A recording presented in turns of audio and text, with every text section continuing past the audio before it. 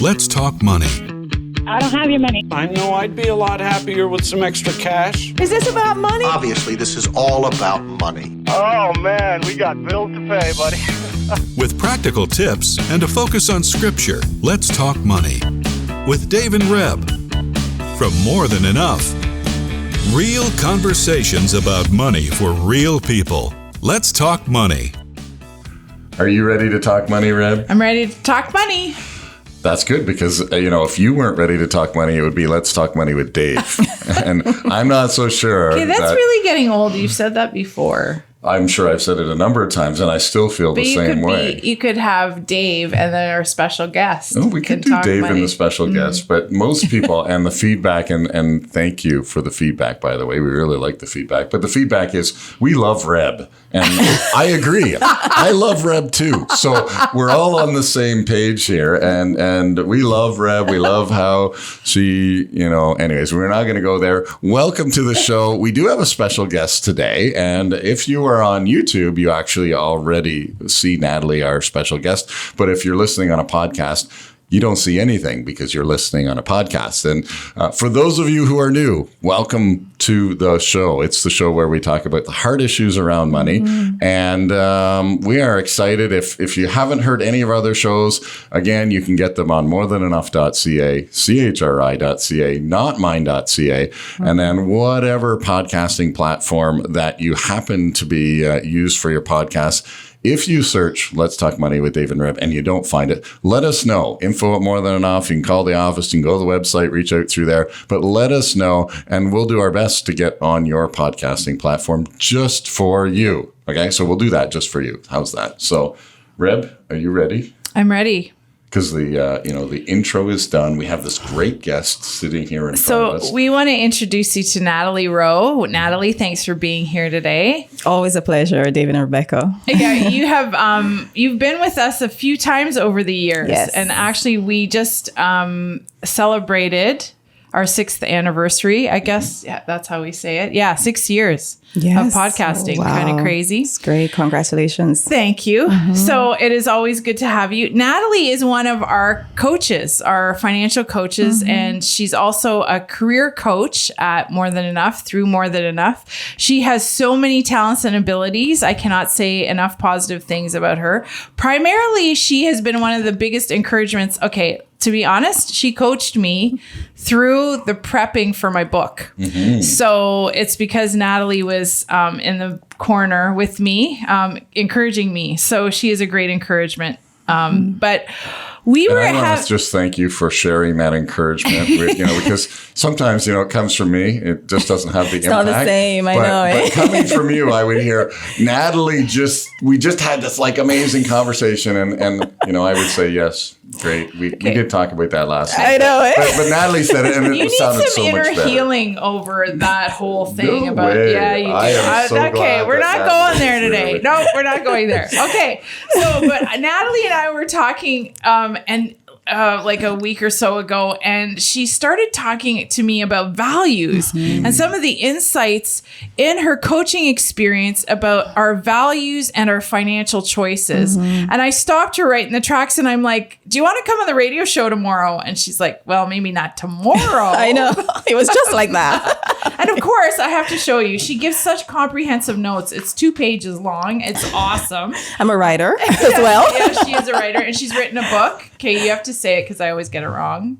What's your book title? The book SET, Proceed and Succeed in Your Career. Right. So she loves career transition stuff. So if you're listening and you're thinking about transitioning, you can call our office and we'll get you in touch with Natalie. And a little side note there. There are a number of, if you're transitioning your job, and I know I'm just going to promote this a little bit, but, there's a financial piece, right? Okay, I got to prepare for that transition. But then there's the transitioning from the one job to the next job or the one career to the next career. And those are, Natalie gets the full package. Like she understands both of those. And you don't get those in every career coach or every transition coach is going out. But anyways, just giving you a little, I think it's really They're important. so connected, really. So where can they actually, we're just going to say this right now, where can they find your book? It's on Amazon. Okay. Anytime. Yes. And Amazon. I'm going to put the link in the show notes today so Absolutely. that they can find your book, because it's it might be timely for some folks to read it. Absolutely. Yeah. Okay. So Oh, now and by the way, I'm just going to do it one more time. I gave that book to all of our kids as they started their you career. didn't. Yes, I did. You did one or two Hope kids. and Justice and Zachary. Okay, Mercedes was already full ahead. Okay, but I'm just calling you out on being... 3 of our kids have read. And Serena is to come. Serena's to come. Okay, whatever. My memory might not serve me right on that. So anyway. Thank you, Dave. Rebecca. Not that you're going to do counseling with us this morning on the radio show. Not We want to needed. talk about values and financial choices. And I'm going to read Psalm 15 because that is one of the verses that you left me with in regards to this topic about being honest with ourselves. Absolutely. And then I want to hear kind of what you've learned in your coaching experience regarding this topic. So Psalm 15, verse 1 and 2, who will abide in God's tabernacle? And the version I also have is, Lord, who may dwell in your sacred tent? Who may live on your holy mountain? The one whose walk is blameless, who does what is righteous, who speaks the truth from their heart. And you mentioned that in another translation, it says, he who speaks truth to himself or to herself. Absolutely. Yeah. Why do you love that? I totally love it because what we say in our hearts, what we say to ourselves, those conversations, we talk to ourselves more than we talk to anyone else, right? And those conversations in our heart are usually the most powerful. I remember the woman with the issue of blood. She said within herself, if I could just reach out. And that was so powerful. So it's so easy for us to say things outwardly and we kind of maybe not really into it, but the things we say to ourselves when nobody else is there except, God is looking on our heart, it is the most powerful. So I think it's important for us to be aware of those inner conversations, bring them out in the open and really assess them. Do I really agree with this? Is this truth? Well, that's one of the things actually in the workshop that you've taken actually a couple times and you Yes, encouraged Unleashed in the communication piece. That's actually that's the inner conversation, the inner communication. Yes. We talk about inner and outward and upward. Right. And that inner conversation is so important. Because that's what really I like to call it, that's the command center of our lives. That's what we respond to. That's what really dictates our choices. So it is so important for us to be aware of those inner conversations because those are the ones that's the GPS of our lives. Yeah, and talking about Unleashed, but the workshops, the first workshop is your money story, which again is a real revelation to how does my inner conversation relate to the money that I'm spending? Like, where does that come from? Exactly. And I mean, we've experienced that where so many people go, well, I've never really thought of thinking about my interaction with money as something that is a history that gets me to where I am today. And again, as we look back and we go, let's just think about our money story. We're gonna have the same inner conversations. Exactly. Wow. And I wanted to say that because as a financial coach, I went into it thinking, okay, I just need to bring financial literacy information to my clients. Oh my goodness. But then over time, I began to realize that some are really struggling. They have the financial literacy information, but the follow through is where the issue is. And then I remembered, okay, Unleashed. And Rebecca is always saying, let's deal with those hard issues. And it was that moment that I had the aha. Now I see the value of Unleashed. Now I understand because really what it is, it's a platform that helps clients to really have those to really bring out those inner conversations and really reconcile them. So I always remember the time I had that aha moment. I'm like, that's why there is Unleashed. It is so necessary. Right. And why we want to do it have clients do it alongside their practical coaching, because it is about the heart issue. And that inner conversation is crucial because if we're not honest with ourselves, then are we really being honest with God? Are we, I address that in the book even, like, do we really believe that God is who he says he is? Do we believe that we are who he says he is? Do we really believe he's going to provide for us? Like, there's some foundational things that we have to be honest with ourselves about. Yes. And you've been discovering that with clients and coaching. Now, You mentioned in one of the quotes in the notes that you sent me was culture. There's a man named Peter Drucker. Right. And he said, culture eats strategy for breakfast. What does that mean? I know. No, it really is very powerful. It speaks to the disconnect that we often have as human beings. And so in an organization, you can have a great strategy and all the right measures and indicators. And then if there's no trust, if the mindset of the employees are counter that strategy, it's not going to work. It's going to be dead in the water.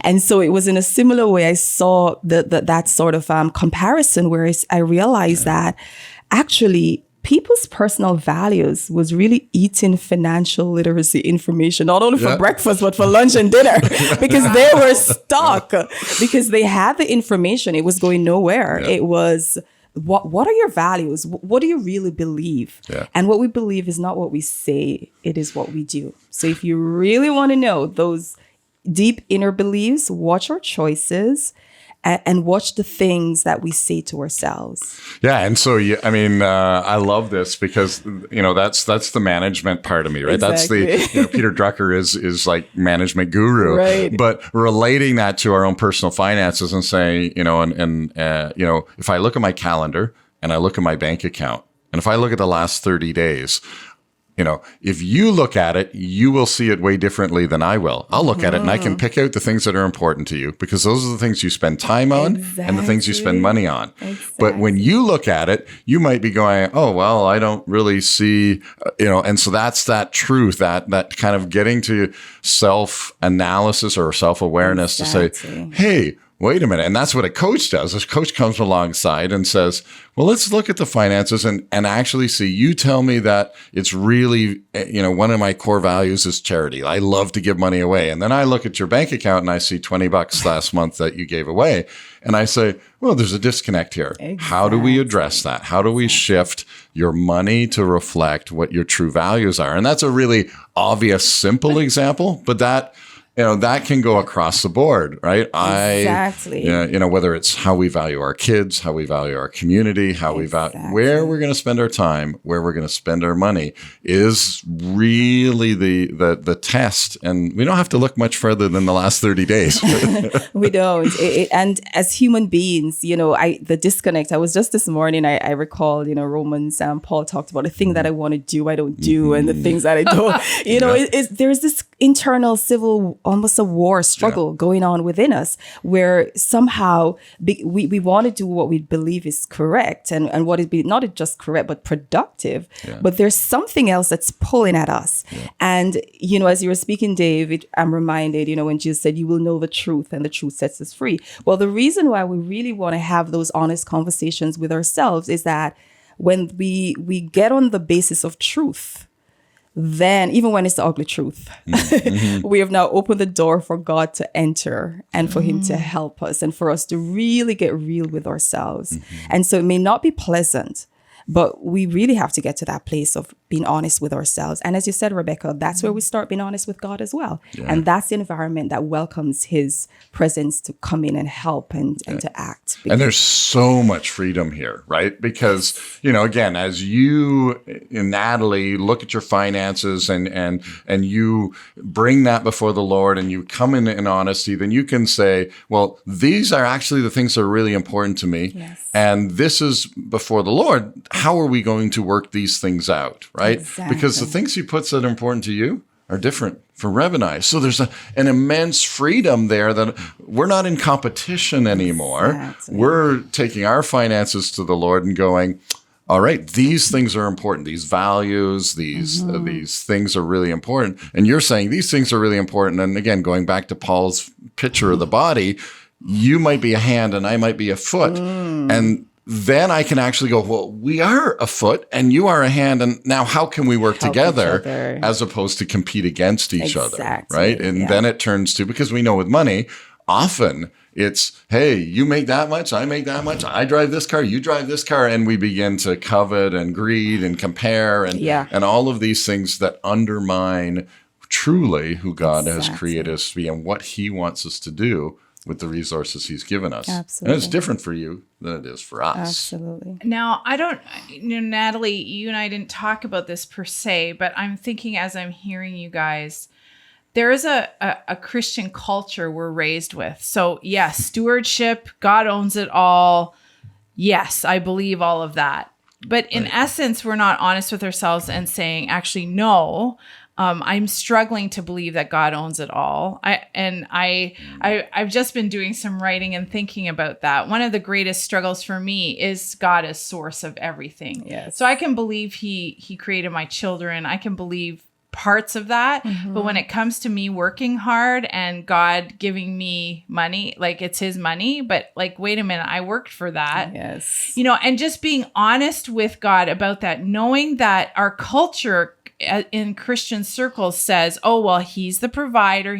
And we say, yes, he does all these things, but actually unpacking it and saying, do I actually believe, is this a value? Because in the, I know I'm going back to the book, but I wish I could remember, I have to memorize my brother's quote. My brother, I interviewed him for the book because he's a farmer, and he really believes that ground zero is understanding God owns it all. If we don't understand and truly believe and know that in our hearts, then that is a core value that would drive our financial decisions. And I think if I have a challenge for myself and us here, you know, because you know, Natalie, we were talking about the practical parts of our finances right now. We're all evaluating with rising costs. Exactly. What does cash flow look like? We're all doing it. You're doing it. Dave and I are ignoring the conversation sometime and knowing we have to talk about it, but still ignoring it. Anyway, see, there's the truth. We ignore things too. But actually, core value, he owns it all. And if we don't surrender our wallets, as my brother said, then we haven't truly surrendered our lives. Absolutely. And that does play into that, again, this idea that, we say we are, and I can think of a dozen scriptures that are all mixing up in my head, that where the idea is you say that you serve God, but you don't really serve God. And whatever, again, I can think of a number of places in scripture that the writers are talking about this idea. Let's get honest with ourselves. Exactly. And the true test is really in what we do. Absolutely. James talks about that. You give me my faith and I'll show you my works, and I'll show you my works by my faith, right? I mean, Isaiah and Solomon talk about that as well in Proverbs and Isaiah, just about this idea that what we do with the stuff we have is a direct connect to what we truly believe about our relationship with God, how we view God, and so when we talk about values, we're talking about that a little bit. I mean, we can use different words. We can use purpose. We can use values. We can use just the what I would call the driving motivator. Well, and I was thinking the thoughtfulness, but also the thoughtlessness. Sometimes culture just, the tail is wagging the dog. Yes. By what I mean by that is that I don't have any control over the money that comes through. I'm just constantly trying to spend to keep up to all of these demands that are on me. And sometimes it's like, well, wait a minute. We have to stop and go, what's really important to us? Exactly. I'm going to say no to a whole bunch of things that might be good, that might be okay, but they're not the core values. They're not the true things. And I think, our conversation today is about getting to those core things first, the things that are really valuable, and then moving out to maybe the things that aren't so valuable. Prioritizing. Maybe the things that you could really live without, like, Reb hates the fact that I like to jump out of planes and bungee jumping. That's exciting. She's like, I could live without any of that stuff. I could too, but I'm going to spend money on those things. But is it money that I have? And again, we can start having that conversation, because Reb, that, I say, hey, I want to go bungee jumping. And she's like, I'm not spending $100 on bungee jumping. And I'm thinking, you haven't bungee jumped yet, so we're not going there. but you can see the value there. I want to interrupt you. So how do we, to proceed in the awareness of this, right? So I told you my example. I really like convenience now, sometimes more than I like to have good cash flow, right? So life is really full. You're catching up in work and school and busy household. So you're like, I'm just just going to run to the closest grocery store. And for us, that's not the cheapest grocery store, or I'm going to order pizza. And after a month, 6 weeks, 3 months of this, then you see your food is way over the top because I just want the convenience. So how, you know, maybe some folks aren't aware. Like, so I'm even talking to you, I was thinking, oh man, I have to look at my value of convenience. Is that greater? Like, how do I manage that now, right? As a working mom, how do I do that? But you know, you had some suggestions. The first thing that we can do is to zoom out and assess the layout of the forest. What does that mean? Exactly. Just look at the big picture. First of all, we have to be really intentional. This is something where we take the time out of our busy lives. It's like, you know what? Let me look at really what is important to me. What are my priorities? What are my financial goals? Take time out, disconnect, put the phone on silent. Just make that space and you get a paper and you write it out, because there's something very powerful about writing. It makes it real, right? It takes it out of our heads on paper. So you take that time away and you write it down. You put away that piece of paper for a day, you know, you forget it for a while. And then the next time you make time and then you said, okay, let's have a look at how I'm spending my money. And then you just write out the categories. It's 30% going to lattes. It's, you know, and that kind of a thing. And then you bring the two together. And that is how you assess, am I aligned or am I in disconnect? Because if I like convenience more than a balanced budget or being debt free, then what it means then is like, okay, I would rather stay in bed a half an hour more and just stop by the local coffee shop rather than getting up half an hour early, make my coffee and a sandwich. I could literally save $150 per month on my budget. So it really is having that comparison. And yes, convenience, there are times when our time is, there's a price on our time and it's so costly. And if you have to, you know, run for this more expensive thing, it's okay. Maybe the time and the gas, it's not worth it. But it's really whether the convenience is sort of for one of us softer word, a God in your life. Is it ruling your life? Or is it just a tool that you use when it matters, right? So really sitting down and having that comparison done. And then where you see the disconnect now, I said, okay, this is where we get honest with myself. What do I really want? Do I really want to be debt free? Like Jesus asked the man, do you want to be well? And I thought it was pretty curious. And I'm like, he's at the pool. And no, do you really want to be debt free? Because just because you're at the pool, and then you heard, it was really interesting, right? You heard whether or not he wanted to be free because of what came out of his mouth. Excuses. Oh, I didn't have anybody and I'm here and da-da-da. And I'm like, no, when you want to be free, you don't do excuses. That's right. You know, like that Syrophoenician woman, she just wanted her daughter healed. She didn't mind that Jesus didn't answer her. She didn't mind that he called out her culture. She just pressed in and Jesus said, wow, your faith is great. You've got it. So that's the story about where she says even the dogs eat exactly. the crumbs at the master's table. Exactly. Yeah. She pressed in. I mean, she could have been offended. There were so many times to be offended. Oh my goodness. But she was like, this Jesus guy is not the guy. I know. I went to him and he didn't heal me. Right? He didn't answer me. I was just there. And, you guys, this is powerful. The excuses. The excuses for the values. Exactly. So when we're given excuses, the sign that we're not really there yet. I know you showed up for financial coaching, but do you want to be debt free? Yeah. I mean, there's so much to that. That's huge. And that goes to, okay, so, your journey from debt freedom may not be an expense side. It may be an income side. Are you willing to put the extra hours to do the extra job to go, you look at the neighbor and you go, well, they don't have to work 3 jobs or they don't have to work 2 jobs. It doesn't matter. Love that you said that. What is because it's not always, as we know, it's not always the expense side right now. Exactly. It's sometimes you have to buckle up and ask for that raise.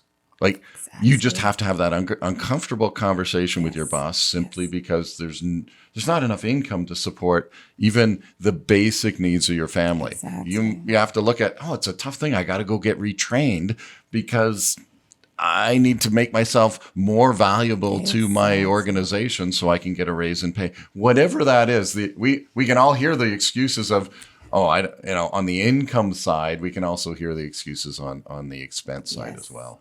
Yeah. Oh man, there's so much here. So really, we just want to encourage folks, be honest with yourself. Yes, it's a starting point. Yeah. unpack what you believe, even about God, even about your money. Whose money is it? And maybe you're listening and you're not, you don't have faith, or, then even if you are one who, doesn't believe in God or all that, doesn't mean you can't look at your values either. Everyone has values. Everybody has values. Yes. And what really are you believing? What do you want your finances to look like? Like what, maybe take another piece of paper and write down, this is where I want to end up. This is, Beautiful. what legacy do you want to leave? And what you're doing now, can you get there? And you might not be able to. And this is a really honest thing, because I was saying to Natalie, that whole God of convenience, I don't know if it's a God for me, but right now when you're, I just said I went and I paid an extra $1.50 for butter. Like butter went up like crazy amounts. It's a huge jump. And then now I'm like, okay, well, does this mean I need to travel to get to a cheaper grocery store? Because Not for $1.50, by the way. not for $1.50, but when $1.50 increase for all the products, Right. then I might have to. And then that shifts our value of time. Like it all ripples, right? And then planning can help as well. Yeah. The plan. Yeah. Planning for that. Yeah. I don't know. Anyway, and as we long wrap up, yes. I want to pick up on this practical piece of the piece of paper. Yes. Do a piece of paper, one that is, helps you see the now. Exactly. One that, as you said, Reb, points you to the future. Yes. And then don't use a journal. Put it somewhere where it's going to be in front of you. Put it on the mirror in your bathroom. Put it on the fridge. Yes. This is not a piece of paper that you want to do once and then just lose it. You actually want to put these things in front of you, because the shift is going to happen slowly over time. Yes. You need to revisit this a number of times. So I just want to end with that practical piece that Natalie and you were talking about. Yes. 2 pieces of paper. Keep them in front of you. Yes. Keep adding to them, scratching things off. You might have to revisit them, and as Natalie said, start by just taking maybe, a time on this Sunday and a time 2 weeks from now on a Sunday, and an hour to an hour and a half. Right. It doesn't have to be 6 hours, but just an hour and a half to really sit and think about what are the important things, what are the value things when it comes and relates to money, and do that. Lord, I just want to thank you for our time, for Natalie, for the insight she has as a coach, and for the insight you're giving us about money and our values and what we really believe. Lord, I pray that as we listen and walk with you, that we would be aligning our values with your values, and it would show up in our money stories. In Jesus' name, amen. Amen. It's awesome. Thank you so much, Natalie, for coming and joining the conversation. Such valuable stuff here. So Absolutely. I think I'm actually going to have to go back and re-listen to this. And I'm here in the room. Call us. You can meet with Dave or Natalie to get coaching or career direction. Call us at our office. And of course, join us next week when we talk money. Thank you. Pleasure. Thank you. Let's Talk Money is a division of More Than Enough Financial Fitness, where God is transforming hearts and bringing hope for today and freedom for tomorrow. For more information or to comment on today's show, please visit morethanenough.ca.